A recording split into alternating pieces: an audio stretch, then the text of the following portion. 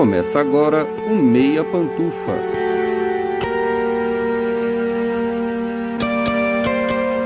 Bom dia, boa tarde, boa noite, boa madrugada, pessoal! Todo mundo com os fones de ouvido que tá começando o seu Meia Pantufa. Toda segunda às 5 da tarde no seu player favorito. E esse é o episódio 26. Eu sou o Luiz Leão e eu tô aqui hoje com os meus amigos Gustavo Azevedo. E aí, Gusta? E aí, galera? E Lucas Abreu. E aí, Lucas? E aí, pessoal? E hoje a gente vai falar de um assunto muito legal, muito pra cima, muito pra frentex, que são pessoas muito boas. Hoje a gente vai falar dos anjinhos do coração, que são a Suzanne von Richthofen e Daniel Cravinhos, interpretados por Carla Dias e Leonardo Bittencourt nos filmes do Maurício Essa que saíram no Prime Video 2 semanas atrás, né? Mais ou menos isso. A menina que matou os pais e o menino que matou meus pais. Caso você estivesse preso numa caverna nas últimas 2 semanas, do que se tratam esses filmes? Esses filmes tratam do caso da família von Richthofen, que foi assassinada pela filha Suzanne e pelo então namorado e o cunhado dela. Só que quando a história chegou a julgamento, 4 anos depois, em 2006, o crime cometido em 2002, a Suzanne apresentou uma versão e o Daniel apresentou outra versão. Os filmes são dirigidos pelo Maurício Essa, que era mais conhecido por dirigir clipes e tal, tem alguns poucos longas. Dirigiu Carrossel, que é uma história... se você fosse pensar na coisa mais oposta à história da Suzanne von Richthofen, provavelmente seria Carrossel. Mas tá lá. Dirigiu o Sirius. E o filme foi escrito pela Ilana Casoy, que é jornalista e estava envolvida nos autos do processo há muitos anos já, e pelo Rafael Montes, que é escritor de horror, e ficaram os dois bastante conhecidos pelo roteiro de Bom Dia, Verônica, série brasileira da Netflix. Então, assim, já são caras que, em teoria, já são de um outro ambiente que não o ambiente de novela, que é a produção majoritária no Brasil, né? Mas será que isso é perceptível nos filmes? É claro que hoje a gente vai tratar um pouquinho sobre a nossa lembrança do caso, talvez, né? Mas, assim, vamos lembrar que não estamos tratando de documentários, nós estamos tratando de obras ficcionais baseadas nos depoimentos dos dois principais responsáveis pelo crime. E aí a gente vai falar um pouco sobre como o filme funciona. Pra deixar alertado pra vocês, os filmes, eles foram produzidos concomitantemente. O pessoal ia lá, gravava uma cena pra um filme, fala, corta, vai e grava a mesma cena no mesmo ambiente pro segundo filme. Então, assim, eles são feitos para serem consumidos os dois ao mesmo tempo ou com um espaço de tempo curto de diferença entre os dois. São, em tese, complementares. Mas será que são bons enquanto obra cinematográfica? Fica com a gente que a gente resolve isso para vocês em meia hora.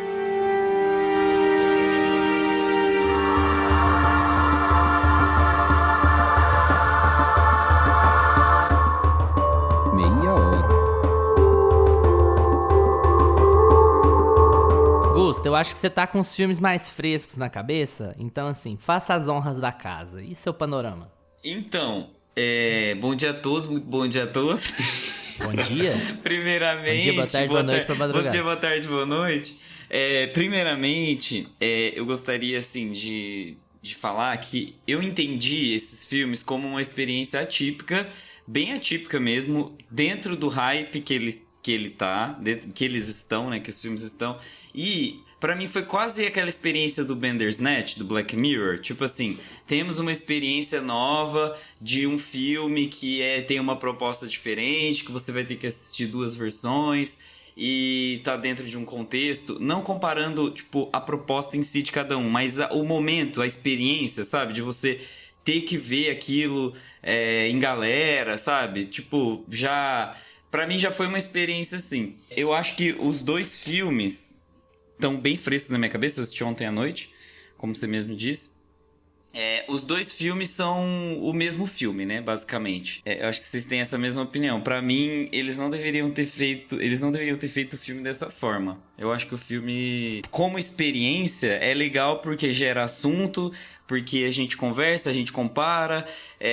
Eu assisti com os meus amigos, então era assim, olha lá, ela falou isso e ele falou aquilo. Olha ali, essa cena foi diferente. Eles não filmaram isso nessa versão, sabe? É basicamente esse o propósito de ter sido feito em 2 filmes. Ele não existe nenhum propósito além, não existe nenhum propósito dramático além disso. É um propósito de hype e de que eles sabiam que a história é muito polêmica e eles sabiam que a Carla Dias era uma atriz muito famosa, muito cotada e que, não sei até que ponto, né, eles sabiam disso, mas eles se aproveitaram desse hype pra lançar esse filme, né? Então, pra mim, esse foi o primeiro ponto. Foi um filme mais de experiência. Mas os filmes foram gravados antes do BBB também, né? É engraçado então, isso, assim, mas... foi uma coisa que ajudou muito, eu acho que ajudou muito nesse hype, porque ninguém lembrava mais quem era a Carla Dias. Quem era a né? Carla Dias? Então, Talvez Lembrava não que ela seja. existia. Aí ela vai lá pro BBB, Inxalá e tal, e aí ela já tinha gravado os filmes, isso ajudou ainda mais na popularidade. O filme é uma estratégia de marketing enorme, né? Do começo ao fim, o filme é uma Sim. estratégia de marketing. Total, mas eu acho que não tô falando isso nem como crítica, nem como elogio, uma coisa mais... uma constatação. Aham.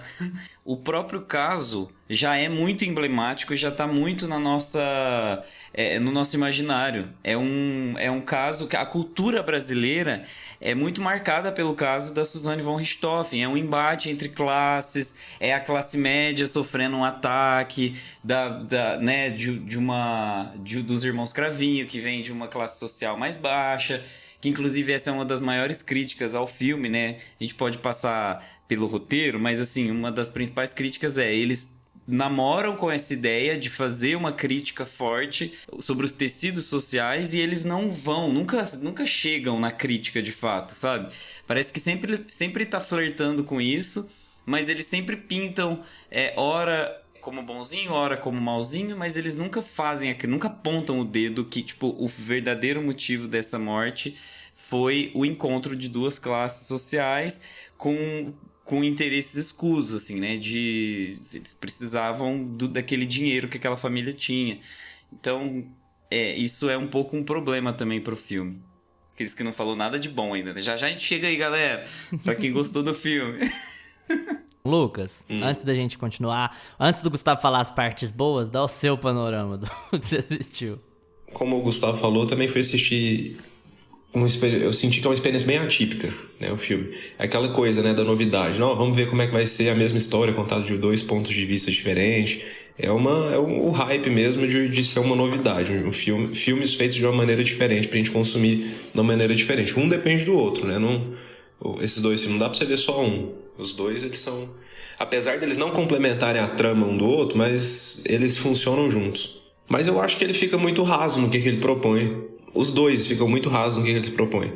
Porque eles não vão além da história. Eles pegam fatos muito específicos, igual você falou. Eles foram gravados juntos, e aí a mesma cena gravava ali e já cortava aquela outra. Você não tem cenas diferentes no outro filme. Você tem as mesmas cenas de um outro ponto de vista. É um lance que me despertou atenção pro filme, que essa coisa de falar, não, beleza, como que seria se a gente visse o mesmo filme do aspecto de outro personagem? É um lance interessante, mas que eu acho que eles podiam ter aprofundado mais nessa ideia. Fala, não, beleza, vamos mostrar outros fatos que talvez a Suzane omitiu algumas coisas aqui, que o Daniel pode contar ali. Mas não, eles contam basicamente as mesmas coisas. E deixa eu te perguntar um negócio, só porque casa um pouco com o que você falou. Você falou que o filme, tipo assim, tem dificuldades ou não cumpre o que ele propõe. Eu quero pegar uma outra pergunta, pra falar a verdade, pra vocês dois. O que esse filme propõe?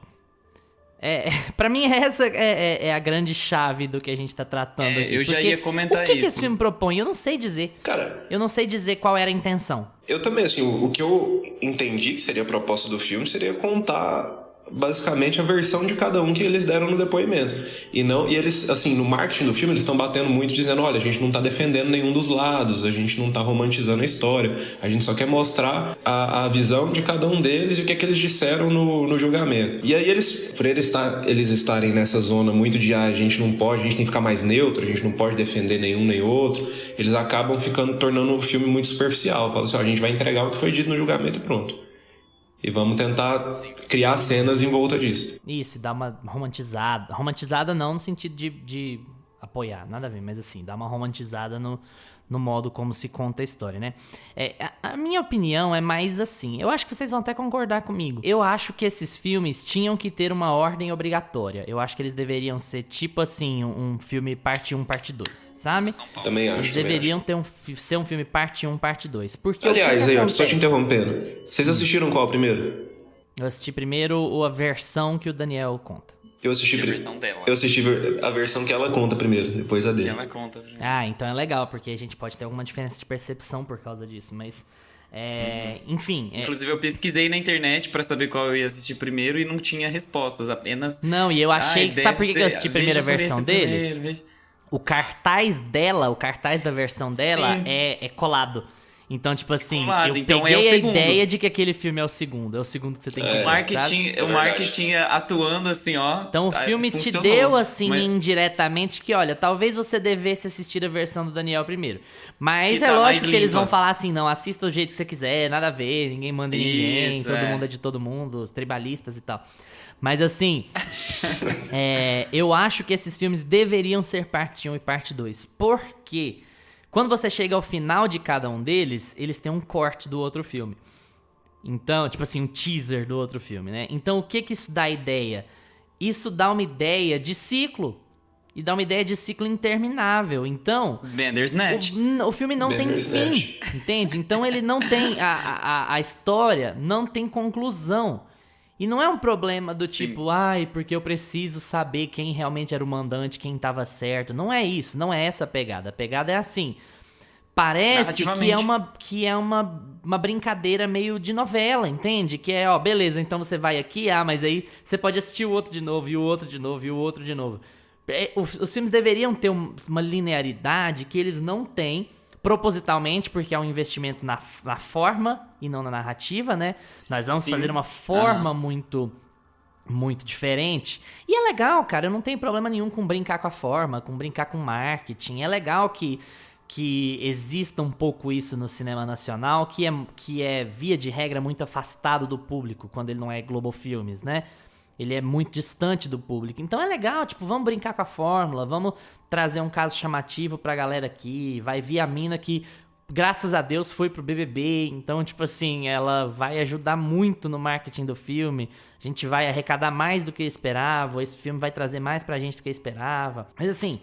Coisas interessantes de avaliar, por exemplo, esses filmes não existiriam na época pré-streaming, esses filmes não funcionariam numa sala de cinema, vale constatar, porque você precisa ter tipo assim, eu vou assistir um e logo depois eu vou assistir outro, e eu preciso estar num ambiente diferente, eu preciso estar, sei lá, na minha casa, alguma coisa assim.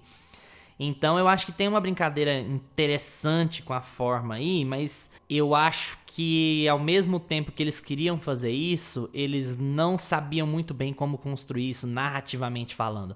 Então você tem versões das mesmas cenas contadas por detalhes um pouco diferentes. É uma coisa meio assim...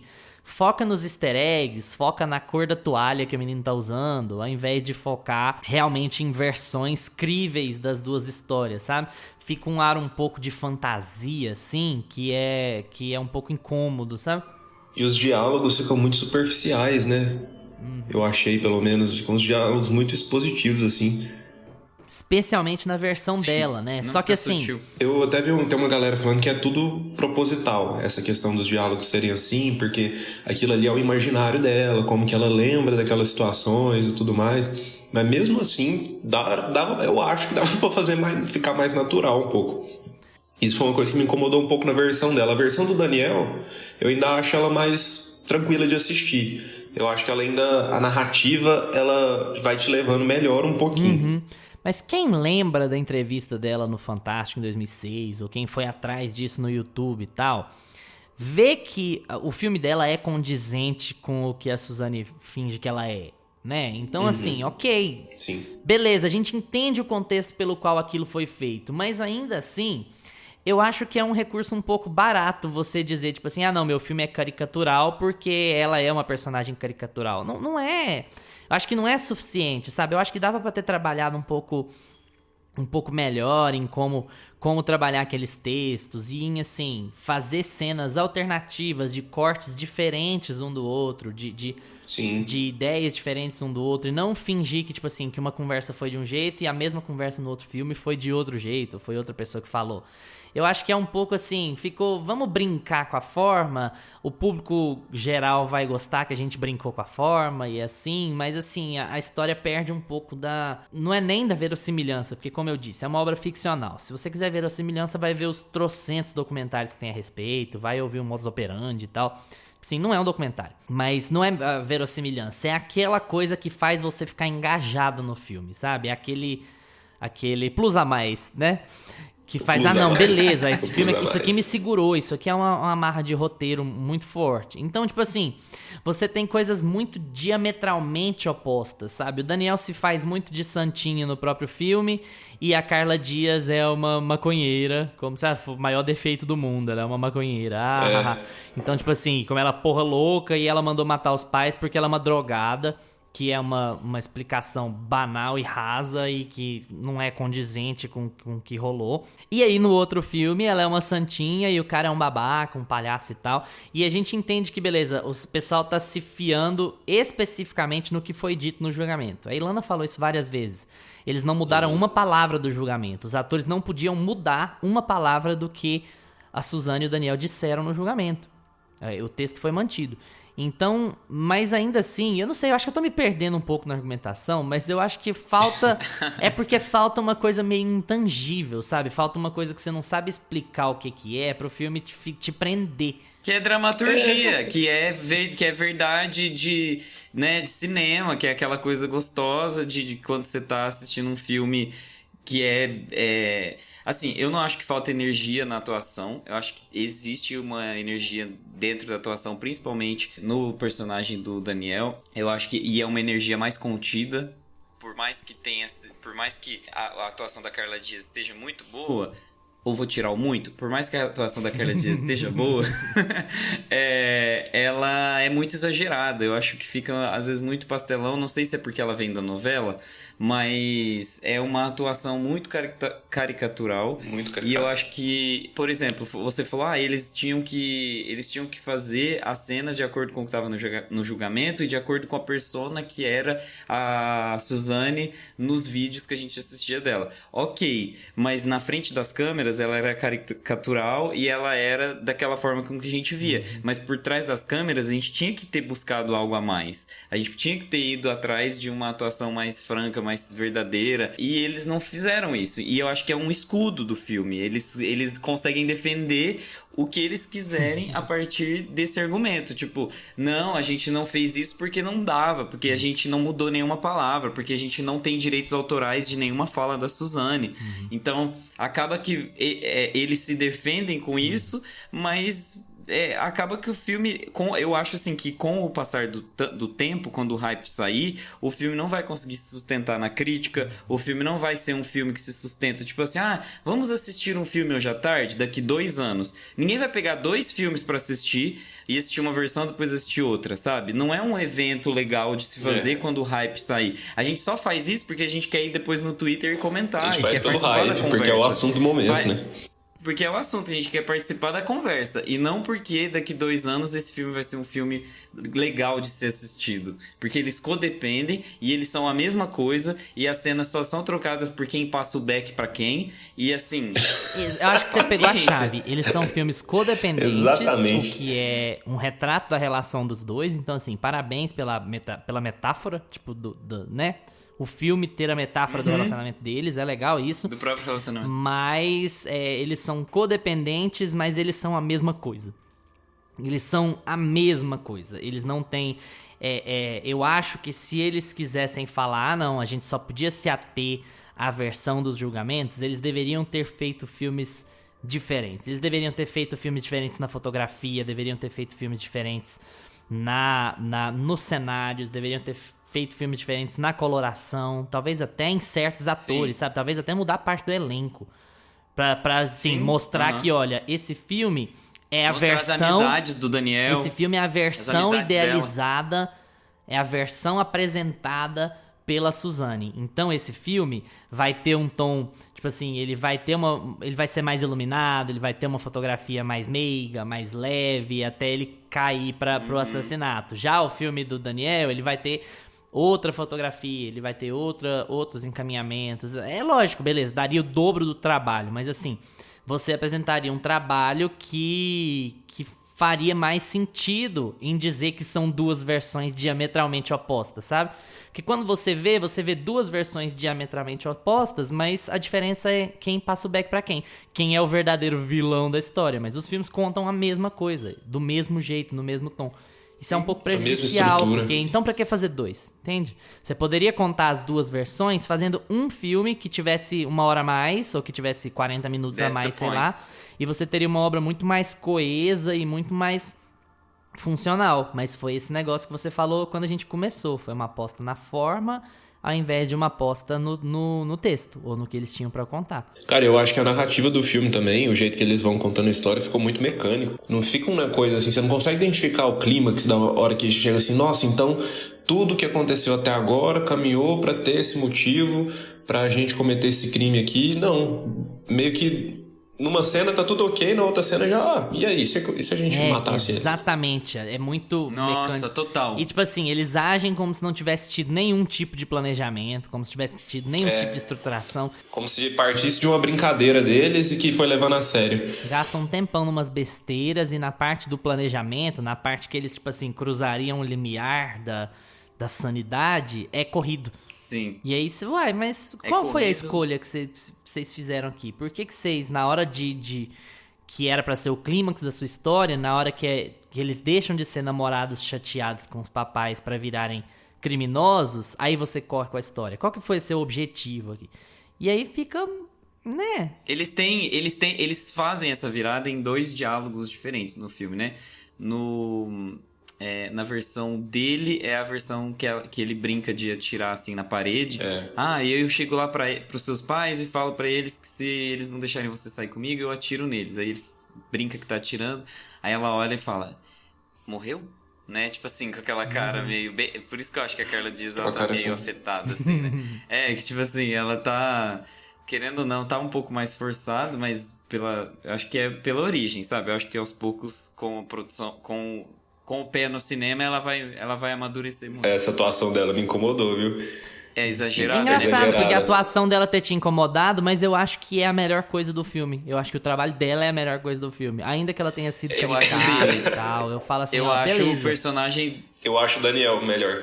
Eu acho o Daniel muito bom. Quando ele tem mais pra trabalhar, na versão dela que ele tem mais pra trabalhar, ele vai melhor. Pra mim. Agora, na versão que ele é pamonha e tudo, eu não comprei. Eu acho que ele vai mal. Só que aí tem uma outra questão. Olha isso que a gente tá conversando. A ordem. A ordem pode ter afetado a percepção da atuação. Talvez por isso você tenha uma percepção melhor do Leonardo Bittencourt do que eu tenho. Porque eu assisti primeiro que ele era um pamonha, sabe? Ele era um meninão de família e tal. Que não dá pra acreditar, né? E depois você vai... Não depois cola. eu fui pro outro. Não parece que você tá vendo um personagem... Porque assim, eu acho que ele não acreditava naquilo. Ninguém consegue acreditar. Que o Cravinho, que um dos irmãos Cravinhos era um doce, era amigo, que sentava no quarto de perna cruzada. Então eu acho que como o ator não acreditava no próprio personagem, não funciona. Agora, fazer um Cravinhos bad boy, que é um vilão e tal, funciona. E aí eu acho que assim, a Carla Dias, ela acho que ela teve mais material pra trabalhar, porque a Suzanne von Richthofen, ela porque tem é mais fácil desgostar da aparição. Suzanne do que dele. Porque a Suzanne é a filha, né? Eu acho que... É verdade. E eu acho também, assim, é chato ficar falando de, tipo assim, é mais fácil atuar de tal forma, é mais fácil atuar de outra. Mas assim, fazer uma meiguinha, uma mocinha meiguinha, e fazer uma mocinha, e fazer uma histérica, é muito mais fácil. Você tá nos opostos. Isso não é nenhuma questão só da Carla Dias em si, é de qualquer atriz, de qualquer ator. Você ir pra um oposto e ir pro outro, você só ficar gritando no filme, ou quietinho, parece que não se põe à prova, sabe? Aquele meio termo, aquelas zonas cinzentas que eu acho que tinha que ter aqui naqueles jantares que ela tinha com o pai dela, com os pais, aqueles olhares que, tipo, quando desvio de olhar, Às vezes a cena era tão mecânica que ela falava o texto certinho olhando pro pai. Depois vocês reassistem esses trechinhos de jantar. Ela falava o texto certinho que ela tinha que falar pro pai dela olhando pro pai. Depois ela virava e dava o texto pra mãe. Virava e falava pro pai. Então, assim, esses meio termos de, tipo assim, falar um texto que é pro pai olhando pra mãe, ou senão buscando o olhar de confirmação da mãe. Sabe, umas coisas que são simples no cinema, mas que a gente percebe que é boa atuação, assim, que tá indo mais a fundo, que tá buscando mais. Eu acho que tinha que ter essas coisinhas na atuação dela. Porque ela é a Suzane, né? Ela tinha que... Mas eu acho boa a atuação, não acho ruim. Mas eu acho que é boa dentro dos extremos. E eu acho que o filme perdeu esse meio termo. Essa atuação mais caricata dela aí me tirou um pouquinho, assim. Mas na primeira versão... Você desgostou, mas eu tô defendendo. Já não gostei tanto, não. Mas eu concordo que isso aí que é a atuação do Leonardo Bittencourt. Leonardo. Me pegou mais. Mas eu assisti a primeira versão, né? Eu e você, Gustavo, a gente assistiu a primeira versão que ele é bad boy lá e tal, babaca. E funciona muito mais do que a versão que ele é bonzinho. E a Suzane também, nessa versão, que é a versão que ela conta, parece que é tudo muito artificial. Você vê, eu tenho a impressão que ela meio que tava enfeitando demais a história. E na versão do Daniel, parece ser mais crível. Os personagens parecem ser mais pé no chão, mais reais, entendeu? Na versão dela, todo mundo fica muito assim, esse aqui é um vilão, esse aqui é um mocinho da história, e na versão dele não, todo mundo humano. Mas o grande problema, pra te falar a verdade, é que eles jogam essas versões caricaturalmente diferentes, porque viram escuro pra direção e pro texto, falar, não, são versões, é lógico que eles vão se pintar como os bonzinhos. Então, como o Gusto falou, né, viram escuro, eles não se obrigam a trabalhar a zona cinzenta, e eles se desobrigam de entender que um bom texto seria mais cinzento.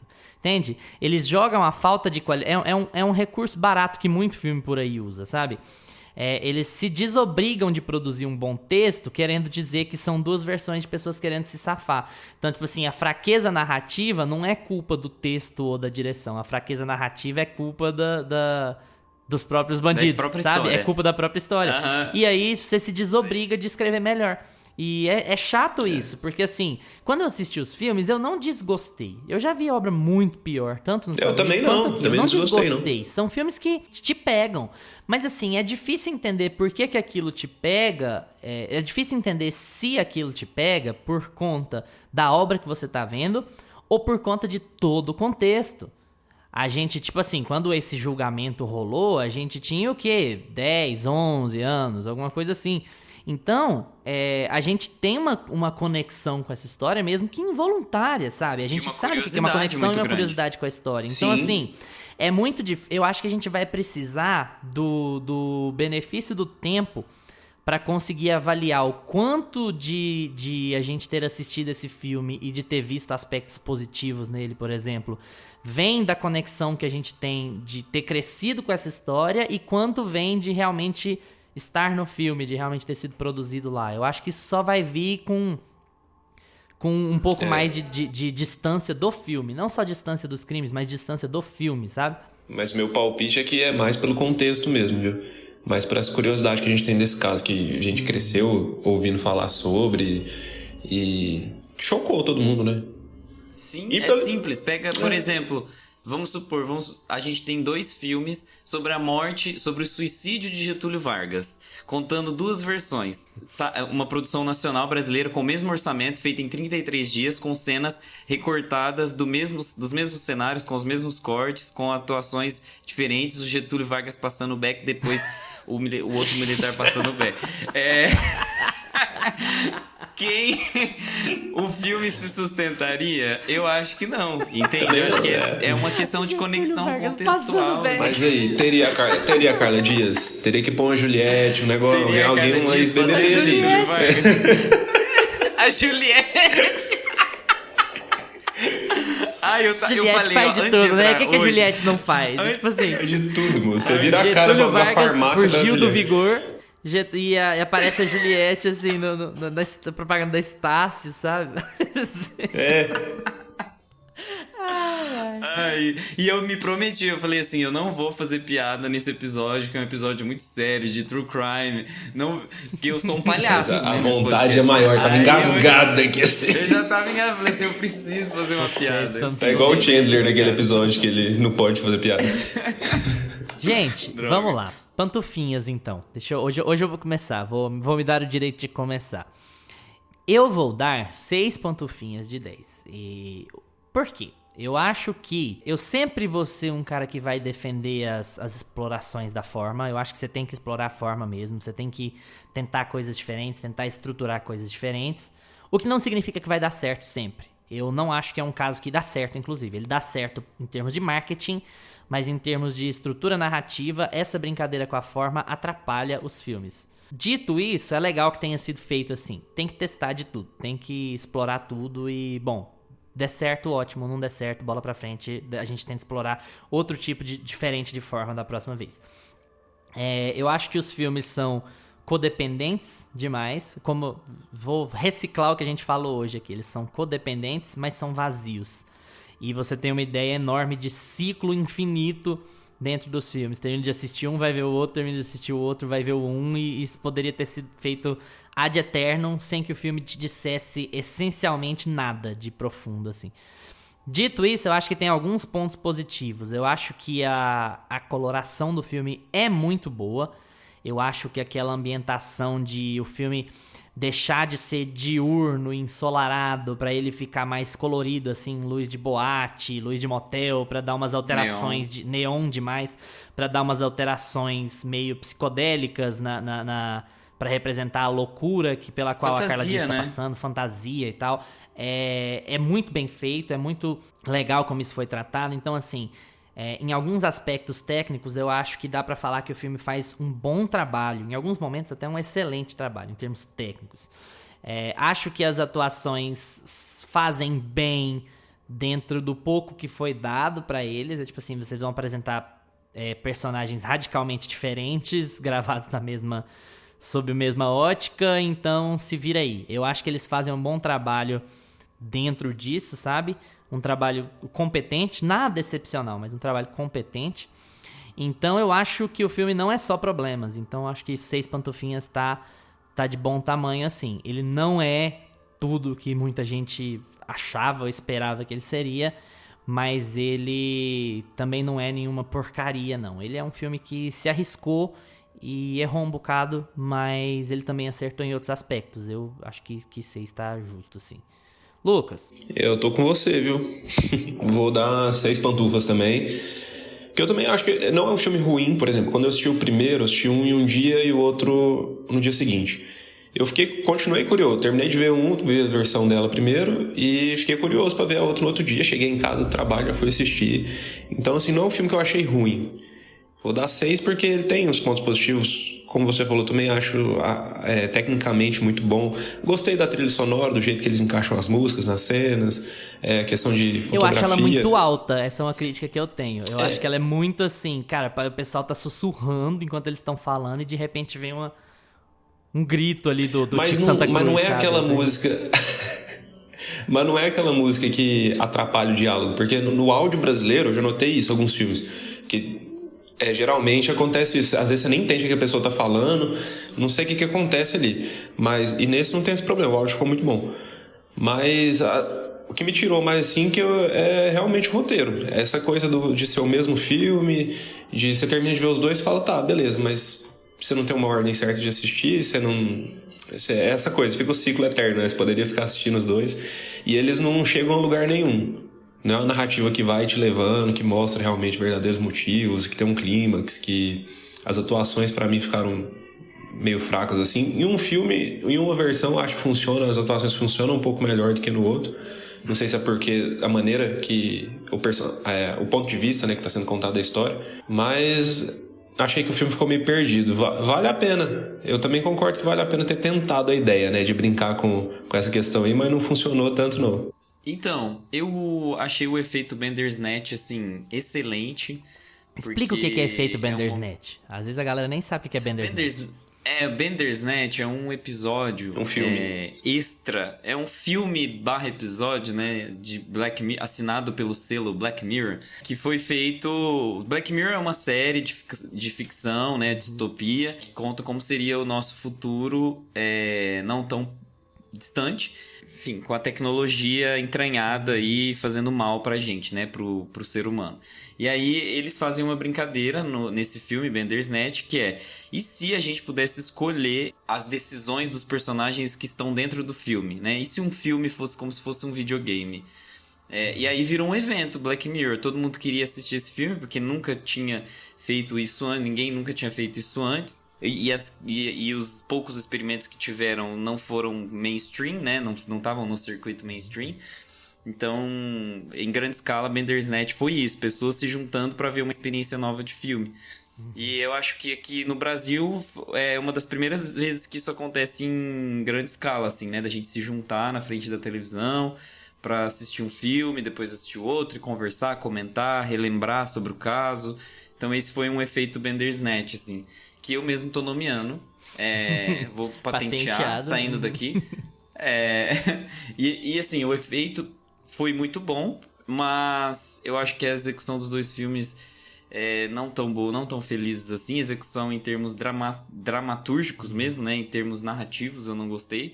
Apesar de todos os pontos que vocês levantaram de fotografia, uma coisa importantíssima. Vocês perceberam que toda vez que o quarto dos pais é filmado, a fotografia é altamente fria e muito azulada, e eles não revelam muito o quarto, assim, é muito soturno, é muito bizarro. Toda vez que eles filmam o quarto em tom azulado. E ele não tem muita revelação, a câmera não passeia muito por ele, assim. E quando tá mais lá dentro, foca mais na cara dos personagens e na atuação deles. Nota 6, eu acho que foi a média. Sabe aquela coisa, tipo, da média da escola? A média da sua escola é 6 ou 7? Porque, 6, assim... passou de ano. Passou de ano, então é 6. O filme passa de ano, mas eu acho que para as próximas experiências Bandersnatchers aí, eu acho que eles precisam ter mais cuidado com o roteiro, assim como foi Bandersnatch, né? Contar a história melhor, né? Tem que ter mais peso. Exatamente. Tem que ter mais peso. Vamos fazer uma experiência legal, mas com mais peso. Mas foi legal relembrar do caso, assim, né? A gente conversa muito sobre isso e acaba lembrando de como que a gente tava na época. Foi legal relembrar do caso, acho que não pega bem não, cara. Não, foi interessante lembrar sobre o caso. Porque é uma coisa que marca muita gente, né? Sim, marcou marca muito a gente. Tá muito dentro da nossa cultura já esse caso, como eu falei. Então é isso, 6. E aí, pessoal, vocês gostaram dos filmes? Vocês acharam algum melhor que o outro? Em que ordem vocês assistiram? Conversa com a gente lá no Instagram, no Twitter, @meiapantufa, que a gente responde tudo que aparece por lá. Valeu pela atenção de vocês. Tchau, Lucas. Tchau, galera. Tchau, Gusta. Tchau. Lembrem-se de seguir a gente no seu agregador de podcasts preferido. Spotify, Apple for Podcasts, Amazon Music, Deezer. Não se esquece de acompanhar as nossas redes sociais e de trocar ideias com a gente lá. Próximas pautas, próximos assuntos, a gente tá sempre por lá, beleza? Segunda-feira que vem, a gente não está de volta. A gente vai deixar você curtir a sua emenda de feriado, caso você tenha emenda de feriado. Se você não tiver emenda de feriado, você vai ter que sofrer sua não emenda sem o Meia Pantufa. Ah, que triste. A gente vai estar de volta na quarta-feira que vem, dia 13 de outubro, com um episódio de convidado especial. Muito legal, foi muito bom, gente. Tchau! Este podcast tem locuções de Lucas Meleiro e Carla Ribeiro e edição de Luiz Leão.